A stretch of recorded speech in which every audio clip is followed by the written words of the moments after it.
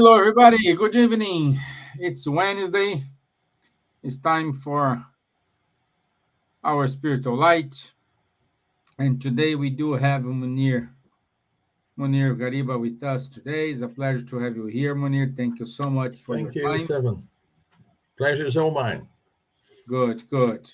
And also my two musketeers here, Charles and Elsa. So it's good to have you all here. Today, the topic is the law of destruction, ending laws and seeds of renewal. Okay, so I'll let everybody give the introduction, then I give my 2 cents. So, ladies first, good evening, Elsa. How are you, my dear? Good evening, dear Stevan, dear Munir, dear Charles. As usual, it's a great pleasure to be here once again, especially talking about something that is very important for us to be aware that this can happen anytime in our lives, in our communities. And this is the law that is important as well to understand why we have this law. And thank you for having me here. Thank you for all the friends that are coming and chatting with us, making questions, and let's go there. Thank you. Okay, Munir, my friend, how are you? Hello, I'm well, thanks, Stevan. It's a pleasure to be here once again with you, with Elsa and Charles, and hello to our audience. So, as Elsa said, the topic tonight is the law of destruction. It's and the question that I ask myself is, why do I have to know these laws? Not just the law of destruction, which is the fifth law, moral law, or natural law that we find in the Spirit's book. Why do I need to know that? Because if we know the laws, we can guide ourselves in all that we do according to these laws, in order to understand the world around us and also to help us make the right decisions. We don't want to break the laws, whatever they are. We are always trying to follow them, and to follow them, we have to learn to study them in depth, and of course look in our life and the world around us to understand everything that is going on, because everything that is going on around us is the result of these laws. When we apply the laws in the correct way or when we break them, we get the results of that. And the world, is basically following all these laws. So, which is very, very nice to be here to discuss some aspects of the law of distractions, and what it means to us personally and to the whole world. Good. Thank you, Munir. Bonsoir, Charles. Bonsoir, Steven. Hello, good morning, good afternoon, good evening to everyone. I'm very happy to be here again with all of you and to talk about this subject. This of today is quite strange or surprising, law of destruction. Well, when we look to the nature, even to the human, everything which lives dies one day. So this is what we so-call the destruction. But we will see that seen from this angle and from a spiritualist paradigm, we will see that it's not a destruction. In fact, it's a transformation. And this transformation, the main goal is the progress of the soul. Good. Thank you. Thank you. Okay. Tonight we tackle a subject that often brings fear, grief, and especially confusion. The law of destructions covered in questions 728 and 765 of the Spirit's book is one of the most misunderstood among the Spiritists. Yet Spiritism teaches us that destruction is not merely an end. It is a necessary part of a renewal progress, and transformation. Just as nature goes through cycles, so too do our lives and spiritual journey. Whether we face the death of a loved one, the collapse of a life structure, or a collective tragedy, we are invited to find meaning, hope, in the seeds of rebirth. So I invite everyone to start this dialogue with no fear, but with courage and deeper trust in the divine wisdom. So, Munir, since you Yeah. are our Okay. guest of Yes. honor, Yeah.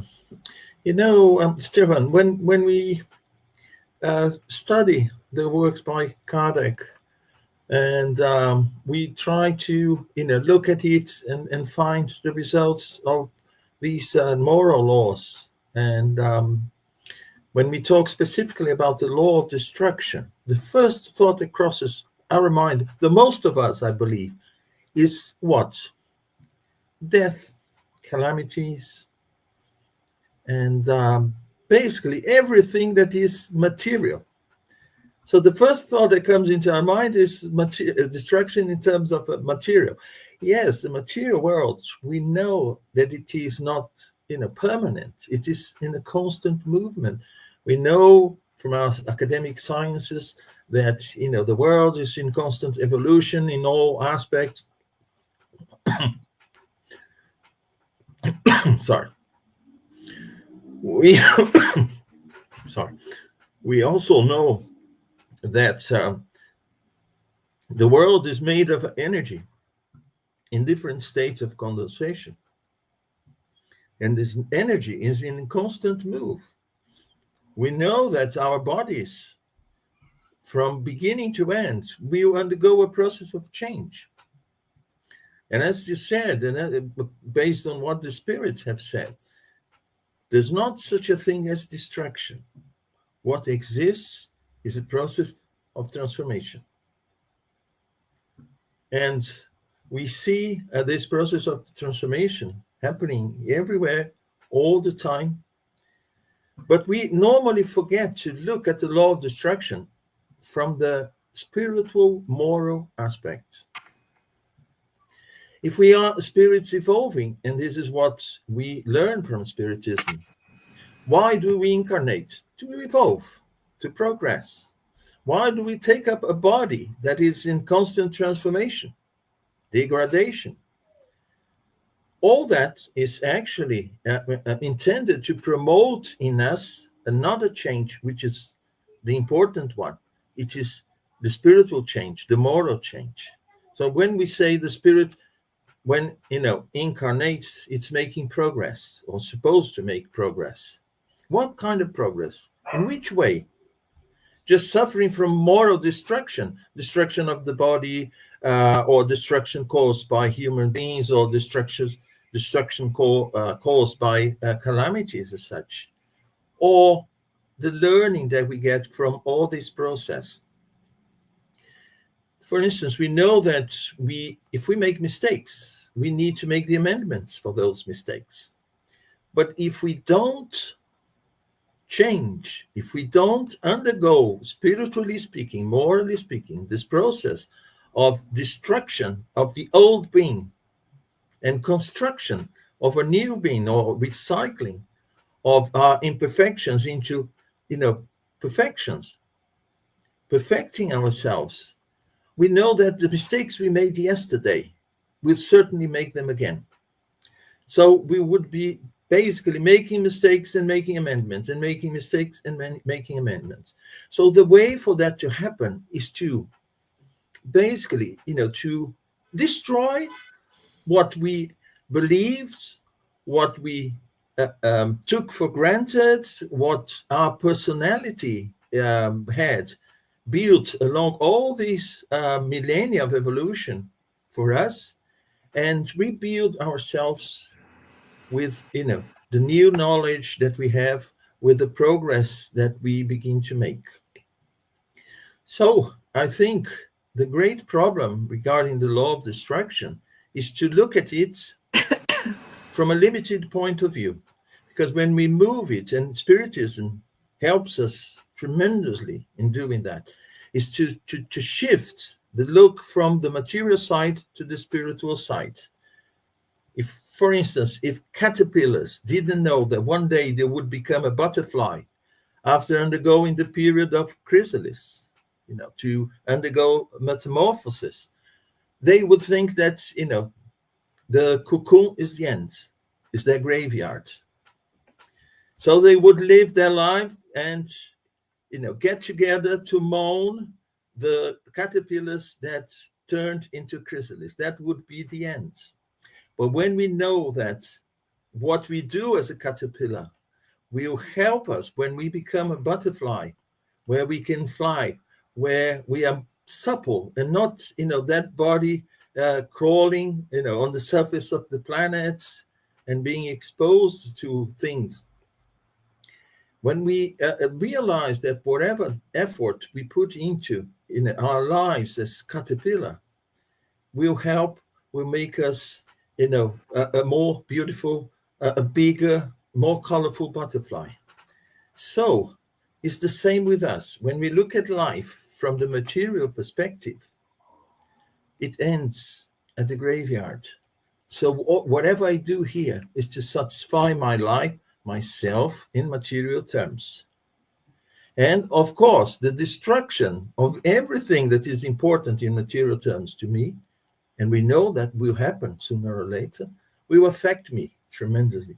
But when we shift that to the spiritual aspect of it, we start to see that things here, they have a purpose. They are lessons. They are a way of helping us change, produce this destruction plus construction of a new being, of the butterfly. So basically, what we need to do is to look into life from a different perspective and seeing that the events here are not the most important ones. Because as eternal beings, what happens to us here is actually to promote our spiritual transformation. So this is a process. Destruction is in fact transformation in all aspects. And it should help us in the end of the day to transform ourselves, spiritually speaking.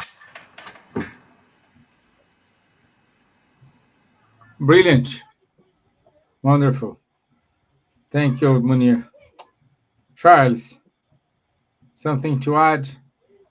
So, basically, when we talk about destruction, we see it from a pure material point of view. Okay, our physical body, one day when we die, will be recycled by nature, will be destroyed. It will not stay as it is. Okay, so destruction exists in all what is material, but according to the spiritualist paradigm, we have a soul. And the soul is indestructible. The soul never can be destructed. The soul does not die. So you see, what we call death or destruction of a living being, for instance, is simply the soul used this body. My soul is using my body. Now I'm already 65, so my body is starting having some imperfections here and there, some pain here and there. And one day, tomorrow, or in a few decades, I will die. So my physical body will be destructed, and my soul will be freed from the physical body. It gets back to the spiritual world in a state of freedom. And if of course, this is a natural process. I'm here, even though the body is not that anymore, the memory is starting getting weaker and so on, I still can do a lot of things with experience, with everything. So I still have to take this opportunity for having here a physical body in order to do the maximum out of it, do as much good as I can as much learnings as I can, because this will be what the baggage, the luggage, my soul will take when it gets free from the body. Okay, so that's why, of course, we have also the law of preservation that we may talk another day, and the law of destruction. So we should make everything to care about our physical body, to have it useful as long as possible, because our soul is getting this opportunity. But then when you see older people, my father, for instance, when he got 80, could not do a lot, could not stand up anymore, and so on. So, voilà. When the body gets old and is really not workable anymore, the best thing is just to get free out of it, because we know also by the law of reincarnation that one day, we don't know when, maybe there is a little bit of a waiting time, but we can reincarnate and take a brand new little baby body for having another journey, another step into our evolution. So you see, as Munir said, what we call destruction is only transformation. Because the soul is using a body, and when the body does not work anymore, okay, it gets free from the body, and then an opportunity comes back and take a new one. So we can see this stepwise how we can progress thanks to this reincarnation. When looking from a pure material point of view, it's a little bit different. I mean, all what is living, you see, plants, trees, humans, animal, everything dies in order to be reborn. The old trees in the forest are destroyed, and then they are enriching the ground for having new trees growing up, and it's a continuous cycle that is going through. It's the same even for vegetable anyhow, and so on. And anyhow, we need to eat. Our physical body needs to eat. But okay, even if we are vegan, we are destroying some vegetables to eat. Whether we want or not. But we don't eat the soul of the vegetable. We eat only the physical part of the vegetable to nourish the physical part of our physical body. And the same for the people who are eating meat. We do not eat the soul of the cow or whatever. We just eat the physical body of it, because the soul of the cow is following the same reincarnation cycles and progress as a human, but at another level. So that is really what is nice, seeing this law of destruction from this point of view. So this is what we call the, how to say, necessary or the natural destruction, whose purpose is to regenerate, to come back, to get a new one, to transform and to progress. But we have also other type of destruction, for instance, the abusive destruction. So this can be seen on a pure material point of view. We are building houses, buildings, and then when there is a war, unfortunately, all this gets destroyed. So it's a pure waste of energy or whatever. It's absolutely, totally meaningless, seeing from a natural law point of view. But there are also some abusive destruction in living beings. Abuse of, for instance, meat or non-vegetarian food or whatever, or even killing someone without necessity. So this abusive destruction is something different, and this, of course, should be prevented and avoided, because somewhere this abusive destruction is not fostering the progress and the evolution of the soul. It's at the opposite, hindering or jeopardizing it. Okay. So this as an instruction. Then we have also, how to say, other type of destruction. We can classify it in another way still. For instance, when you have an earthquake or a tsunami or whatever, these are, how to say, natural disasters that happens. Well, it's part of nature. These disasters help also for the progress. We can, from these disasters, know where we can live safely and where we can, where it's more dangerous to live. We can do buildings which are resisting to earthquake. So it's also fostering the progress. And even when in such natural disaster where it just happens and you cannot do a lot about it, for instance, you have even children or whatsoever who are dying, it's again part of the cycle. The child dies, but it will reincarnate, take a new body and continue its evolution, you see. And then some other destruction which are provoked by human, like wars. This is exactly what we have absolutely to work now very strongly to awake the consciousness that this should, as soon as possible, disappear from our planet if we want our planet to move towards happiness. Wow. What to say after that? Okay, let me read you with our comments. We do have comments here. Thank God. Please, guys, write the comments. Bright Iraq, good evening. Andrea Morin, good afternoon from Panama to my dear friends. Good to have you here, Andrea. Missing you. Long time we don't see you. Witchmaster, we incarnate as a reaction to the merging of spirit with matter. Your individual consciousness experiences a greater attachment to one or the other, spirit or matter.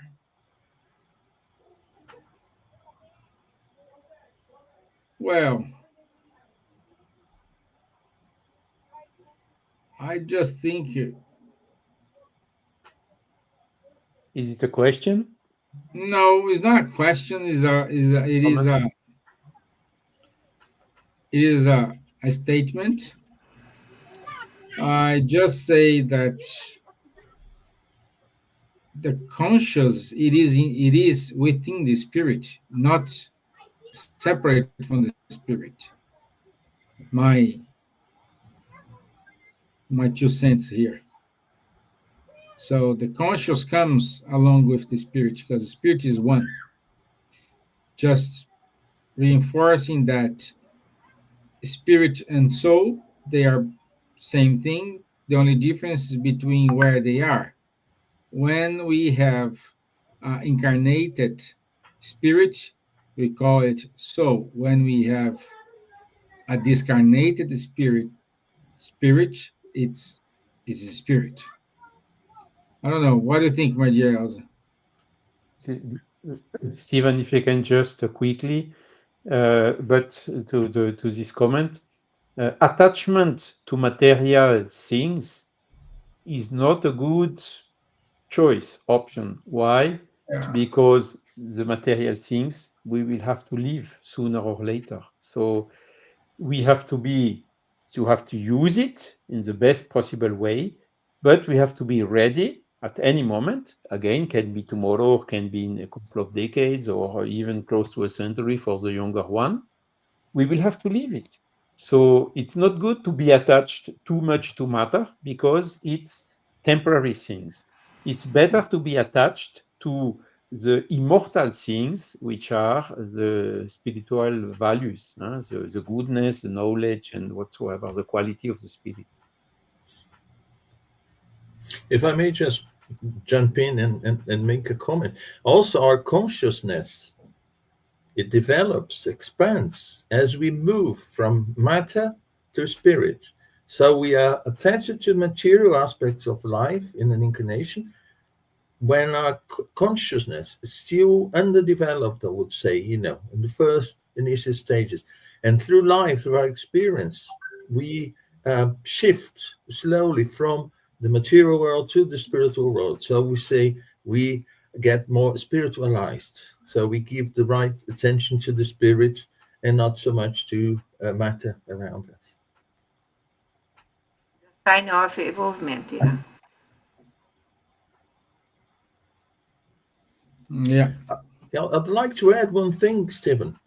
When Okay. Go ahead. we look at the evolution of life on our planet here from the material aspect and according to our academic science, Earth went through several processes of near extinction.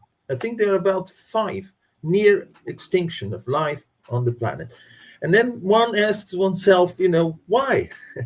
If life is developing, all of a sudden nearly disappears, completely disappears, and then it starts all over again. This is progress. This is experimentation. You prepare the next phase through the previous one. So we need to get to a point and then start, I wouldn't say totally from scratch, but, go to the next step. And that was before we came, before human beings started to appear here on the planet. Because nowadays we are considered one of the factors that can promote another near extinction phase, era, through our destruction.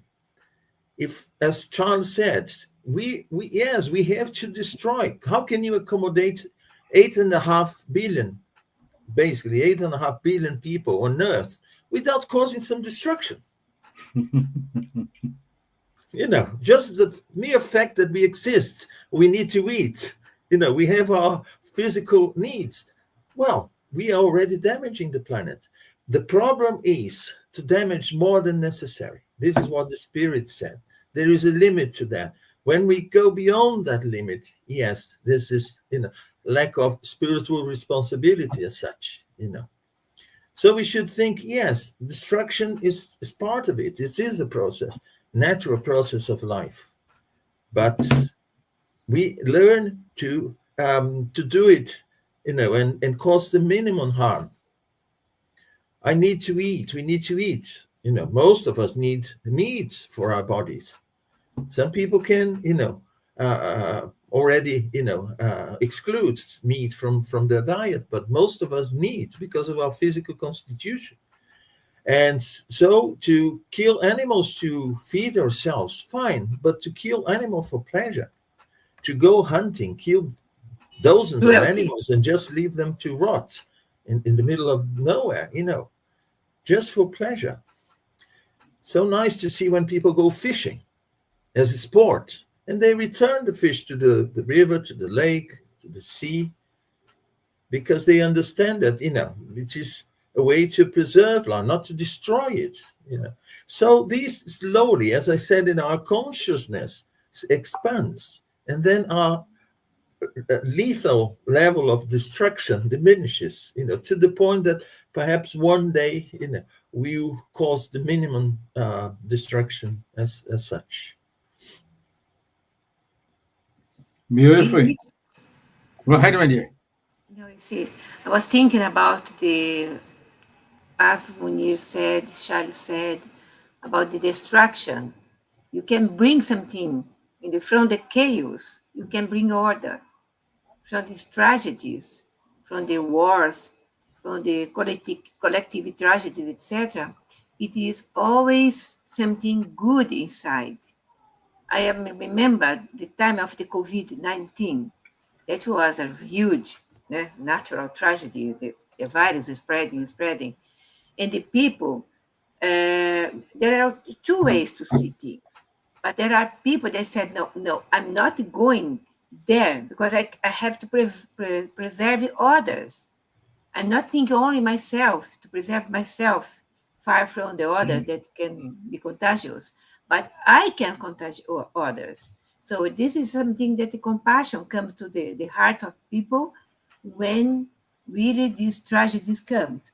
And the wars, after the wars, the reconstruction, the countries or the cities, etc., even the science can bring more knowledge, more pharmaceutical medicines is always developed more when the wars are coming, technology and other things. And pointed very well, when we are attached to material things more than spiritual things, we suffer more. we see these tragedies as a huge plague that comes from God towards our planet.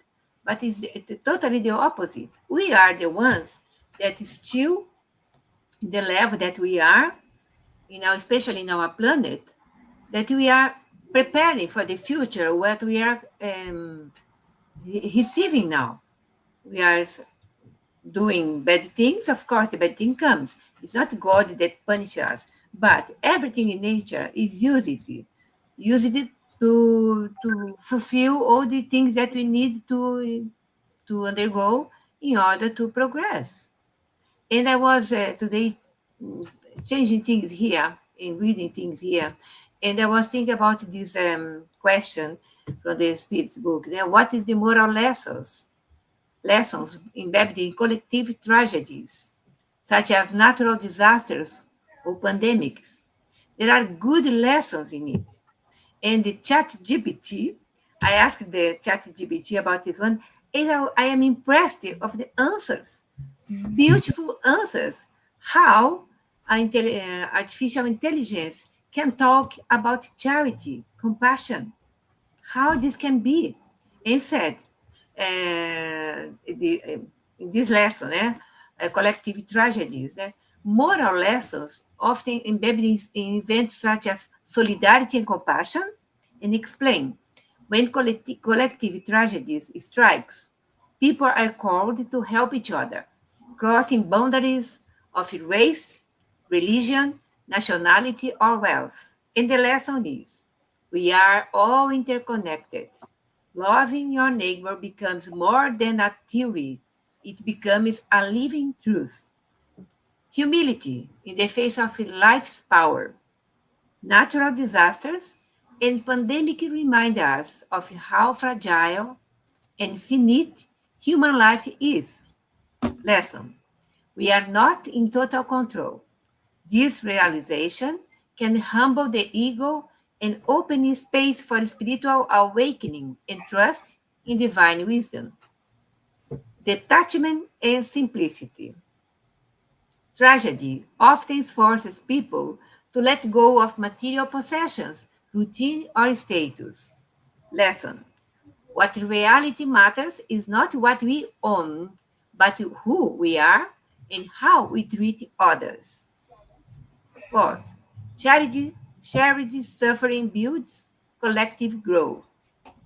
From a spiritist perspective, trials serve as an opportunities for the collective moral progress of humanity. Lesson. Pain, when faced with faith and patience, can purify hearts and raise consciousness. 5. Spiritual preparation and vigilance. Tragedies can come suddenly. They awaken in us the question, am I spiritually ready? Lesson. Life every day with purpose.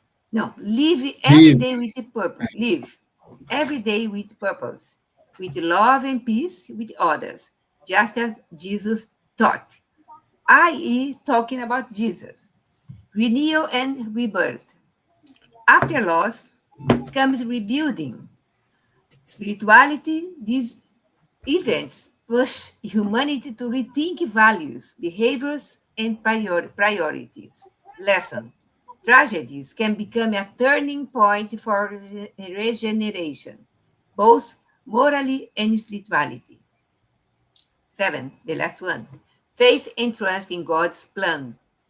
Faith and trust God's plan. From the spiritual point of view, nothing happens by chance. Suffering has meaning, even when we don't understand it right away. Lesson. In times of pain, deepen your trust in the divine plan, knowing that justice and love govern the universe. How this could be? You talk with a machine answers so beautiful things like that easily. How this could be? So we are Christians, yes. Spiritism comes from the Jesus lessons, yes. And we are here to serve, to learn, to spread his teachings, to serve others, to help others in deep tragedies. When things happen, you forget yourself. You go there and do it and help it. If you are a materialist or non-believer or God doesn't exist for you, but when you see a human one living or suffering, you go there and help. That is, you have God in you. You have his lessons in you. We have divine laws in ourselves. So easy to do it and serve others. We understand our life. We are not as eternal, eternal beings. We are immortal beings. So we have to really understand, and the life goes on, especially using the law of destruction to rebuild the world. We are in this phase of regeneration. But what we are doing really to transform ourselves, how we can polish our ego in order to leave ego outside, and do what we have the most important in ourselves, is charity, compassion, understand each other, be in silence if you can. Don't do a war inside your family, inside your home, but be humble, and you can be the example for others to follow in our life. That's it. Okay. It's wonderful to see how AI help I'm us. amazed, Stevan. I am amazed. Really. How Maybe. this could be. And explain things about charity, compassion. It's not something that were prepared only for Christians or only for a religion. It's for a philosophy of life, as is the gospel, a philosophy of life, a psychology of life. If you do good unto others, you receive good. And your conscience is in peace. Your mind is in peace. Yeah. It is. It is. So, good evening, Lou, Sandra Horn, knock, knock. Good to have you here, Sandra, as well. Okay. I think we are ready for the next question. And let's say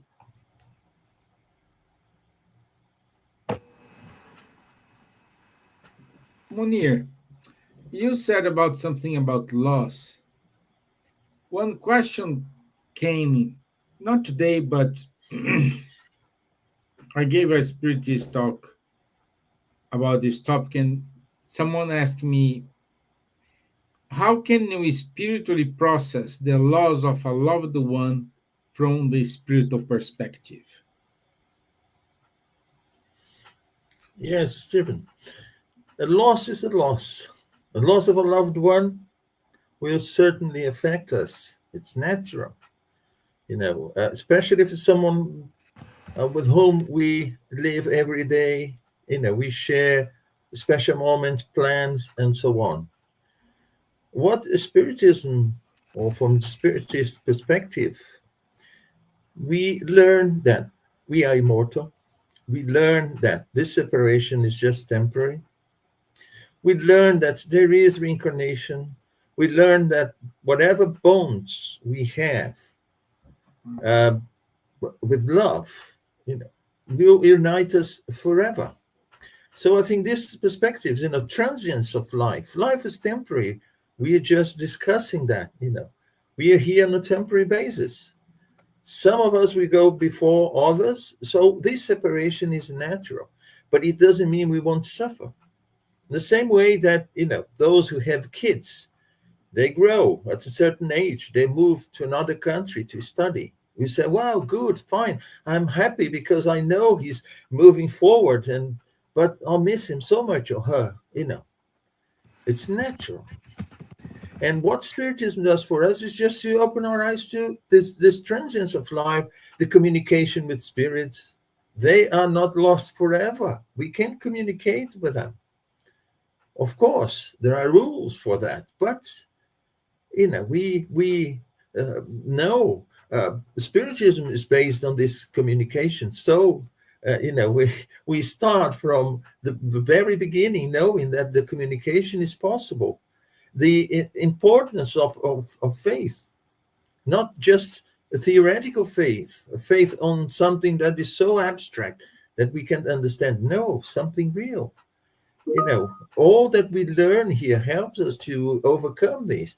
What is difficult for us is the absence of the person as we used to have it.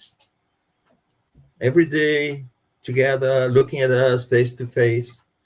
But the same way that the person is gone on a temporary basis, will be gone as well, sooner or later. So again, is this constant movement, constant renewal. They will go, we will go. Others that will be left behind will go as well. They will join us. A new phase will come. So we see that, we are the subject of this destruction, or apparent destruction of this transformation for our own good. And the important thing is to understand that, well, my experience here hasn't ended. But that person I love, perhaps his or her experience has ended earlier than mine.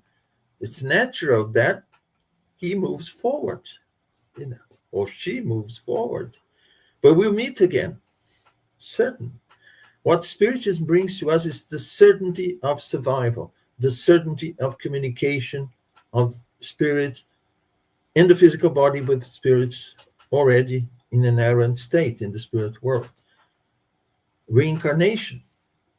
Who knows if we are not, going to be together again in another phase of physical existence, physical life.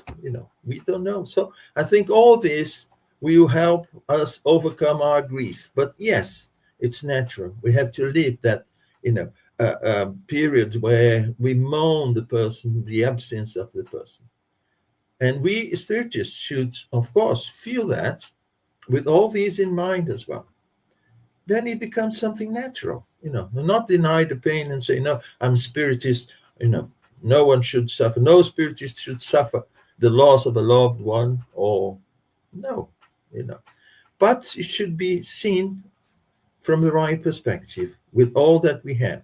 For Spiritism is here, not for us to, know the content of the books, the messages, and so on, but for us to put into practice, to live that.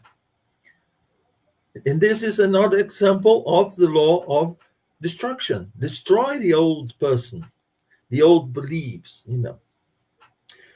The world we see today, all this chaos, apparent chaos, is a process of destroying what we were before, the misconceptions, prejudices. How many prejudices? Racial prejudice, discrimination of all sorts. And now everything seems to be boiling, and where are we going? Well, we are destroying the old in order to build the new. You can't do a refurbishment in your house before, basically taking down whatever you want to get rid of in order to build it in a different way. You see? So it's the same with that. Yeah? We learn. Yeah, indeed. Life is so full of examples, There's just one example I want to mention. In nature, here in Brazil, in a certain area in central Brazil, there is a vegetation. It's not the Amazon forest, where the vegetation is totally different. But there is a type of vegetation that during the dry season, it can catch fire very easily. And normally it does, with lightning and so on. But it's necessary, it is important, because it's a process of renewal for that type of vegetation. When you look at all burnt, and go back there a few weeks, everything is, growing up again. It's a type of vegetation that needs fire in order to, renew itself. Not the Amazon forest, totally different. The Amazon forest vegetation is completely different, but it's a specific type of vegetation in this drier central area of the country. It's very interesting. So we see what? there is this apparent destruction, but without the destruction, perhaps the vegetation wouldn't survive, wouldn't be there any longer. It's the same in life, death. Oh, death is destruction, destroys the physical, bonds and destroy the spiritual bonds. No, on the contrary, we are all marching, transforming. Some will go first, others will go later. And as I said, regarding the caterpillar and the butterfly, the butterfly goes first. We'll meet to that again when we go through our personal metamorphosis. So it's natural process. It's in nature, in all levels, material, spiritual. So we shouldn't be afraid of that, because the apparent destruction is a way of bringing progress. Munir, Okay. quickly I will say something that I saw on TV, the propaganda, but it's a series that we will start here in the UK. And they call flashes, and the lady was asking, I think, how much do you spend in order to maintain your youth, juvenile? She's a little bit older.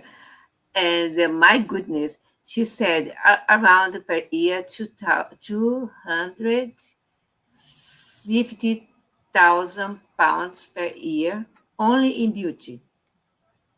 Surgeries, things here, things that. It's amazing how much some people spend only not to let it go.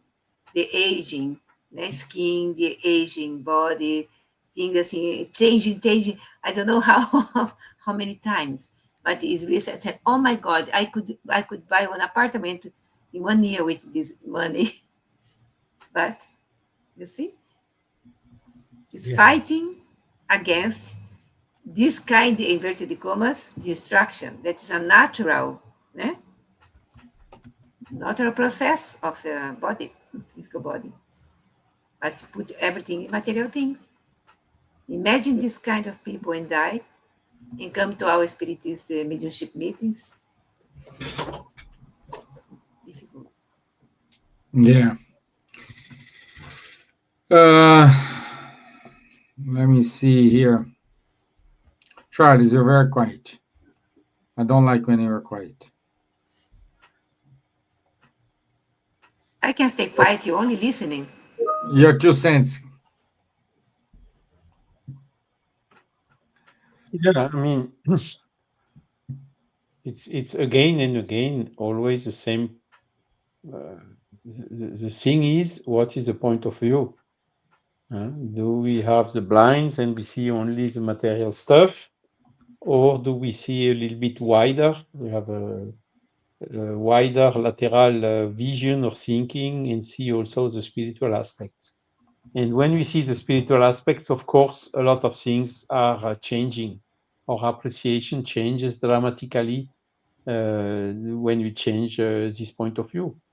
But I think most of one of the big problem nowadays is exactly because everything is done in order to promote and to catch us in the material things, isn't it? Elsa gave an example, and there are a lot of others. We are really over-consuming.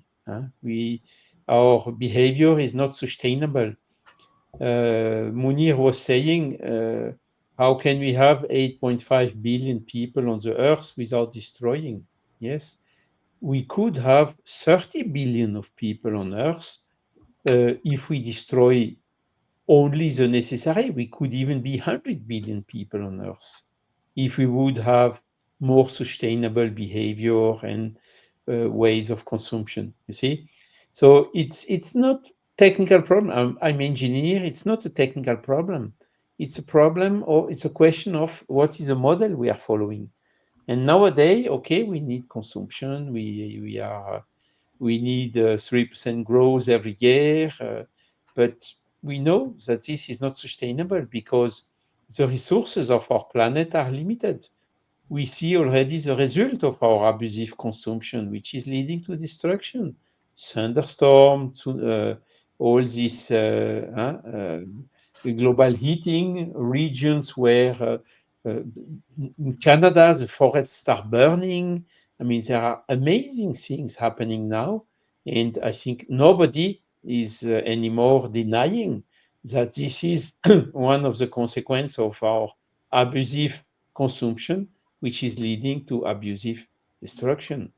And we really should think about the pandemic. Elsa told about it as well. Wasn't it an eye opener for a lot of people? It was, isn't it? I know so many people who changed, saying, okay, now I had some time to think about, is it really this the life I want? They, of course, suddenly went out of the big cities and go more to the countryside. Uh, they changed completely. A lot of people came interested into Spiritist teachings, body of knowledge. So the people, they just think about, because pandemic is really okay, a lot of people dying. I don't know how many millions, but it's, of course, it's maybe not so impressive. Nevertheless, well, I have seen it here. I know a lot of people, a lot of friends of mine, neighbor, whatever, died from the COVID, you know. So it was something serious, which leads us, okay, I can catch it. I can myself also go to Mhm. the intensive care, and then you start thinking a little bit different, you know. What if, uh, and seeking you find, because we are not so, spiritist body of knowledge is not so known yet in the world, but it is present. So when you look for it, you will find it. You will find the right information and the right answers that it will explain you how these things are and what is the purpose of it. So indeed, the COVID fostered a lot the evolution. I think the whole humanity progressed in those 1 or 2 years more than it would have progressed in a century without such event. You know, this is also a big lesson we have to draw from it, because it's when we are challenged, when we are facing difficulties. For instance, mooring of a beloved one. Who imagine a mother losing a son, a child. It's Is there a bigger pain than that? Huh? Mm. And really, I'm wondering how do we seek the force in order to resist to such huge pain? Huh?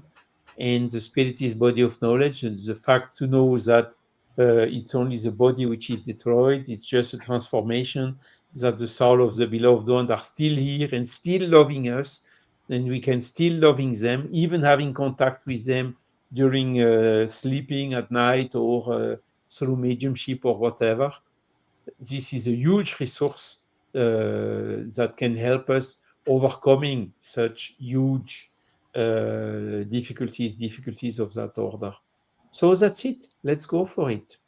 Let's think about it and see the destruction as a transformation, because again, our soul is indestructible. Wonderful, wonderful. And we can say this will not limit you to get sad, to get hopeless in these moments. It's not because you do believe that we need to get the bright side from something bad that happened to us that we cannot feel it. Yes, you can feel it. You have totally right to feeling it. However, instead of fall in a depression, in a state of self-pity, in a state of very darkness, you have this consolation. It's different. It's totally different when you know, okay, this happened to me, I am sad, I am totally hopeless, but what's the purpose of this? So this change your behavior. Same thing we apply when someone loved one die. It's not because we're spiritists we will not cry, we will not missing that person. Of course you're gonna die. Of course you're gonna cry. Of course you're gonna miss that person. But it is a comfort to know that we will meet that person again. That person is still alive.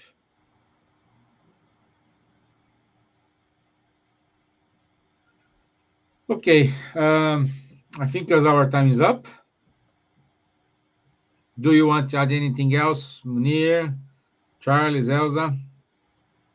I just want to say, Stefan, that the material, the apparent distraction of the material world around us, which causes us sometimes great suffering, as you said, the loss of a loved one, but the loss of properties, the loss of our physical health, or so all these processes, they are somehow painful, but the aim of that is to promote the transformation of ourselves as a spirit. So we should bring that to a conscious level and see in every moment that the law of destruction is, put near us, around us, or even in us. We should see that from this perspective. It's a moment for a spiritual change. As I said before, the destruction of the old in order that the new, Paul of Tarsus said that, the new man, the new being, the new of us, version of us, comes forth. So the material distraction, as we see, or this process of transformation in the physical world, has this purpose. If we are not aware of that, we will suffer tremendously. But if we are, we move with the flow. We make this process easier. And as I said before, instead of making the same mistakes over and over again because we made the amendments, we paid our debts, as some people like say, but we didn't tackle the cause of it inside us. Was my selfishness? What have I done about my selfishness? Nothing. I just paid other people the harm I caused them, and so that's important that we recycle ourselves in this sense. Destroy the old in order that the build shines forth. Beautiful. Okay. Which master said, if there was no Jesus story ever written, there would still be spirit. Sandra Horn, love common sense. The soul is a living entity. Yes, spirit carries everything. Remember, we do have one life with many incarnations. Okay, let me go here through the announcements. Let me share it.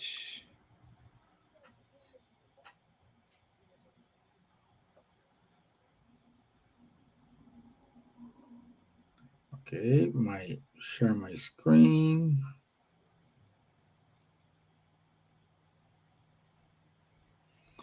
Come on.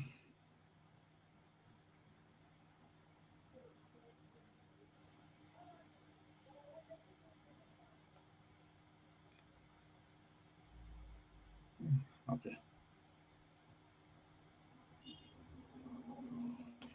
Sorry, it took more time than